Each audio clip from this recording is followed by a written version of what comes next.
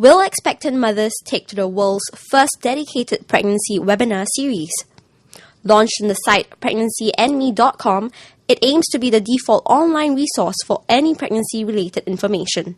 It offers live interaction with doctors across the Asia-Pacific region and the opportunity to ask sticky questions dealing with sexual intimacy, fertility, and more, all via computer. And this new webinar may even replace traditional public health education seminars where a large space is needed to accommodate everyone.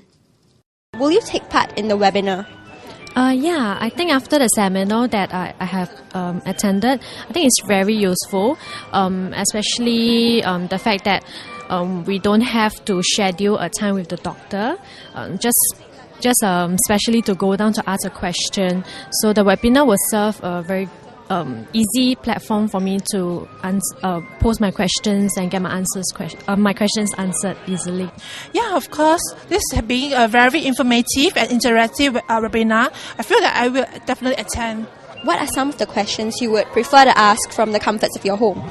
I think especially sensitive questions that I will not be able to ask face-to-face with my gynae.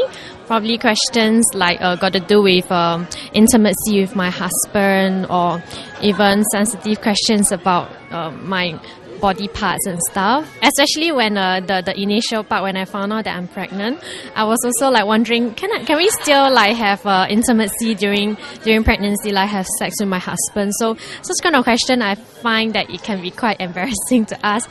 Well, I can say that how come we have so much of the discharge during this pregnancy now, and actually what actually causes our breast to become so swell and sometimes become so painful? What are some topics that you think people consider taboo and are shy, to ask when they're with their doctors? Well, the first thing is, will our figure actually really become so distorted, or will our breast become smaller? Is there any way to prevent this from happening? Yeah, so this. Okay, apart from intimacy, right, what are some of the other topics that people would consider taboo to talk about with their gynae?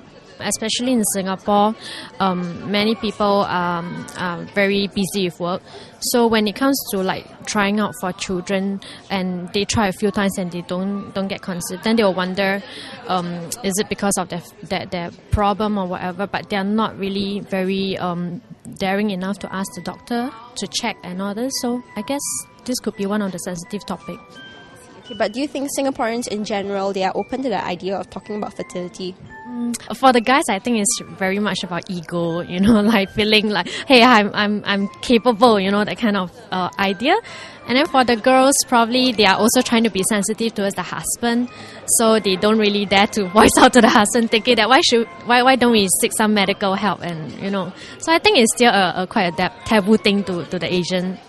Probably shy, and being an Asian countries, being Asian people like me, still have a certain sensitivity. I mean, we feel sensitive to ask certain sensitive questions. Well, so long awkward moments and dilemmas regarding intimate issues.